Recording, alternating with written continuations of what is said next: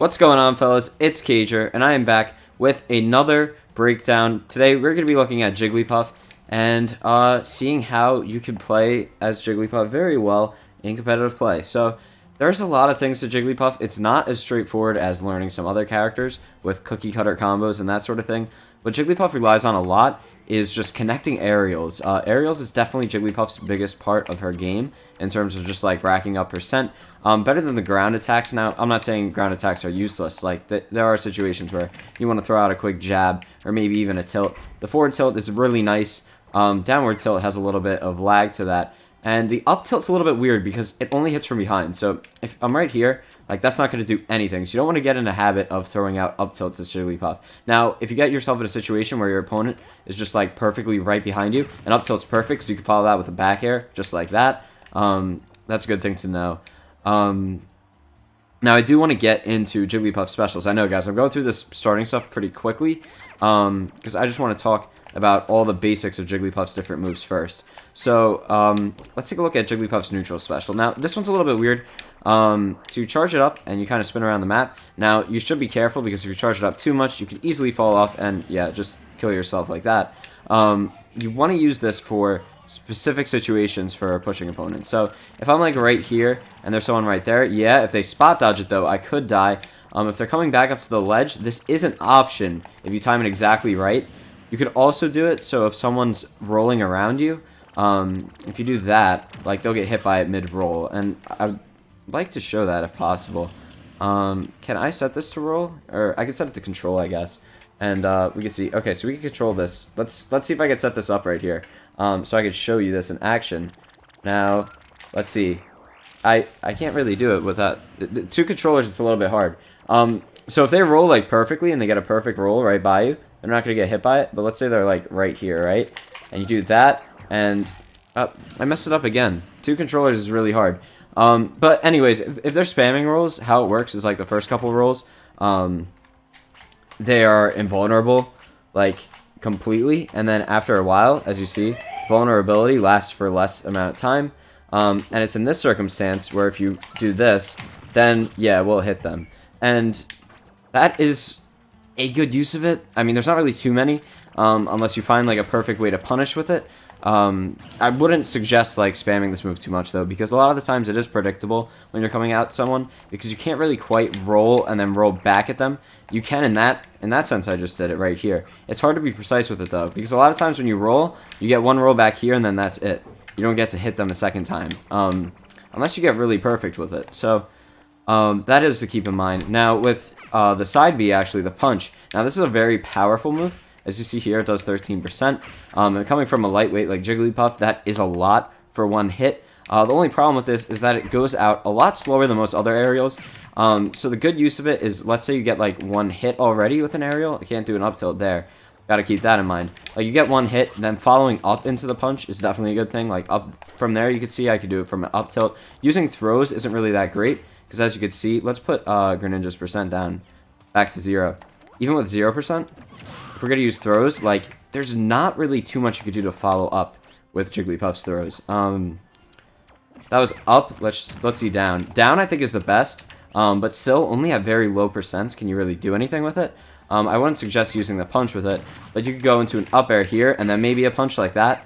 There's a lot of freedom with Jigglypuff's aerials, though. So what I'd recommend is going into a training mode like I am in here and practicing on different characters, like in different weights. If there's a character you want to practice against specifically, like maybe your friend's main who you play against a lot, or just common characters that you see online a lot, practice against those characters and learn how they behave in the air, and then try and just work around chaining aerials with them, because that's really the best way to rack up percentage of Jigglypuff. Jigglypuff's up air in particular is a very good one. The forward air is fast too, so if they're in front of you and you just want to use combos, definitely go for the fair. The fair is just really fast and extends far, so it's a safe approach move too if you're just in the neutral game. And the up air is really good too, because it counters a lot of downwards attacks, and it's safe, I guess. It's a very safe up air. Like, not a lot of characters have like an up air like this, where it's just like a swipe, so most of the time it's safe to use. Now the down air is good for on the ground mostly. If you're just doing like a short hop, you want to do that down air. Or if they're like landing. If they're landing, that's actually a really good thing to do too. If they're about to land, you could just do that and rack a percent there. That's basically it. Like, the dash attack, it's not something you want to be spamming too much because it can be punished, as is with all characters. But it's not really that great either. Like, let's rack up that higher. Actually, I want to see, can Jigglypuff's dash attack kill at 1? I don't think it can. I really don't think Jigglypuff's dash attack is that good. No, it's not gonna. It's, well, actually, I guess that proved me wrong. Let's see if it kills from the middle. All right. That's not what we wanted to do. Okay, let's just try from this side. So we know it can kill from the near side. Can it kill from the far side at 100%? No, it cannot. So it's not really that powerful. Greninja there just didn't use up B because I think we still have this on control. So let's put that back on stop. Now you guys probably already know this, but the primary way that you're going to want to get kills as Jigglypuff is by using rest. Now, this is something that's kind of hard to pull off at first, but as you get to learn the move, it becomes easier and easier. And it really shouldn't be too much of an issue eventually. So, how to go into this, we're going to put the damage down. I mean, it doesn't really matter. I could have just left it up. But just to show you guys how early this could work off, let's set it to 30. And we're going to see if this can kill Greninja at 30%, which I'm not really sure if it can or cannot. But let's see it in action. So, what you want to notice is I find like an easy way to learn how to do it is with jumping, doing like a short hop. Notice how like when Jigglypuff falls, at first, Jigglypuff's like right on top of Greninja, then she moves to like either side, the game just kind of pushes her there. Well, the sweet spot for rest is going to be like before you get pushed away from a character. So it can be done like running up to someone too. It doesn't have to be in the air. But once you're pushed away, like I'll show you here, like once you're pushed to there, it's not going to work. That's too far away. You have to be right up in their face like before the game pushes you further away from them, like here. Like, that is a perfect rest, and as you see, even on the top platform, that did not kill at 30. So let's try putting Greninja at, like, 40? Can we turn off the effects? No, I guess we cannot. Actually, we could do that. So, let's try it at 40, and, alright, from this platform, still did not kill at 40. Let's try a little bit higher, though. Let's try at 50%. Now, this is going to be different for each character, like, different weights. Heavier characters are going to last longer than lighter characters. Greninja's like, I'd say he's like mid to heavy. So 80%, yeah, that was a definite kill. And that's going to be for most characters, because Greninja's probably like a little bit above average in weight, I'd say, if I'm getting that right. But also, one thing quick to point out here, up air is really good for juggling in those situations. Now, in a real match, you'd have to worry about them using like down airs or air dodges. But a good thing about Jigglypuff is that she has 6 jumps, so if they do use like an air dodge, you can kind of track where they are, maybe even throw out a side B to punish them for that. Another important thing to learn for playing as Jigglypuff and like how to finish players off could be off of the sides too. So the rest is the easy way for vertical. Now you still have to do a lot to learn this move, and it's a lot harder once you play like real players that are moving around all the time. I think the best way to use it is for like a punish. When you can really predict that someone's going to do something, you just run up right in their face and then use the rest. And that's all good. Now, this alternate way to kill people is actually over here. And, what? Okay. We're going to start that over again, guys. You're going to want to go as Jigglypuff, and you're just going to want to use fair as much as you can. Now, as you see here, I got him all the way to the side, and he's done. Now, a good rule of thumb for this is you're going to want to jump, you use your fair your first time, and see if they're above you or below you. Usually after the first hit, they'll be below you, and you don't want to jump again. You just want to go right to fair again, and then jump and use the fair again. Now, that's not going to be the same with every character, but that's just a pattern that I've noticed that happens a lot, where you just go in it, and it's going to be a little bit different now because Greninja's percent is a bit higher. So let's put it back down to 30, and fair, then fair again without jumping, and then jump and then fair. And look at that, you can't even get back. Now, another thing that's good to keep in mind is that Jigglypuff has 6 jumps, right? And whether or not you jump here, like you use one of them. So 1, 2, 3, your other 3 should be to get back. Now, I think you can actually, let's see. Let's see if you can get back off 2. So you can if you're that high. Now, if you get yourself in a sticky situation and you're down here, having that third jump really helps you get back up. So it's always good to try and keep 3 jumps to get back. If you only save 2, that's good for most situations. But definitely try to be conservative with the jumps that you use, because a lot of times you don't want to jump too much also, because it throws you off too. Now, if you can get in anything else, like let's say you want to go like the side B, that is good for damage, but it's not really great in terms of comboing them off the side, because they are going to get launched up, and they are going to be able to get back easier after that. So that's what it looks like at a higher percent. I mean, it's really the same thing. It just launches higher straight up. So side B isn't really going to be a great move to finish someone off with.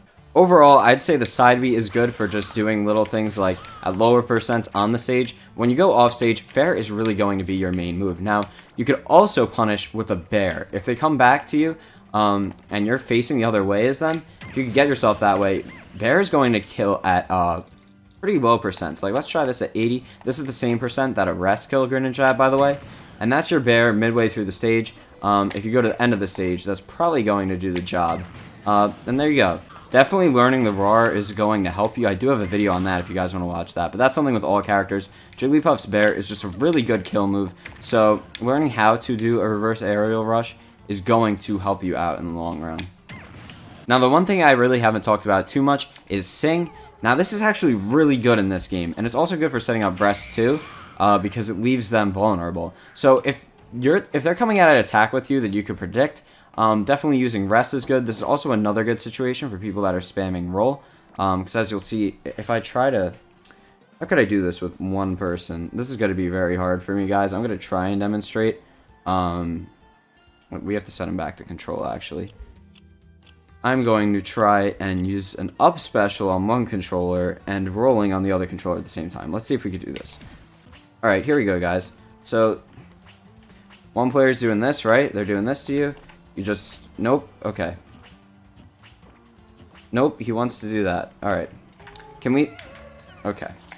Well, you guys get the idea. It's a little bit hard to do with 2 controllers, but if they're just rolling around you, this has a wide enough range that when they get to the other side of you, they should be unconscious, and you just come at them with the rest, and you finish them off like that. So, yeah, that's really how you play Jigglypuff, honestly. You just gotta chain those aerials to rack up percents, and definitely use that Sing to punish them when they're just trying to dodge you like crazy, and then you can come at them with the rest to finish them off. And look at that. Don't do that, guys. Don't do what I just did. You wanna wait till you're... Now, one final thing I will say about resting is that using it off stage is pretty dangerous. You don't want to get in the habit of using that too much. It does look very cool when you do that. We're going to put him back to stop for a minute. Now, let's put this percentage on higher. I want to try and show you guys an attempt at this. This isn't something I usually attempt, though, because it's just not worth it. Now, in some situations it is. In that, like, I didn't read that jump. He'd still have the double jump, so he could just jump over easily. And there his percent was just too high. But let's take another look at this, just to show you guys, and see if I could try and get close to landing one. Most of the time it's just not going to be worth it, because if you're on your last stock, for one, if they don't die right away, that's just it. And also, like, you're going to lose a stock. So it's only really the kind of thing... There, I got it. So doing it underneath them is actually good for offstage, I guess. But getting them down... to the last stock is something you'd want to do before doing that. You wouldn't want to do that when they still have another stock after, even if you're a stock ahead. Most situations, I just say it's not worth it. Even if they are on their last stock, it is a very risky move, because you are going to die no matter what. You're going to lose a stock. So it's something I definitely do in moderation. I'd say instead of doing that, just learn how to better connect aerials when you're off stage. That's a really big thing with Jigglypuff. Learning how to rest is one thing, and using Sing to punish and then following up into a rest definitely helps. But the side thing with getting aerials off stage, learning how to use fair effectively like that. Like, I could have jumped a second time, but I knew that his Greninja's trajectory would have worked out better if I just didn't jump at all.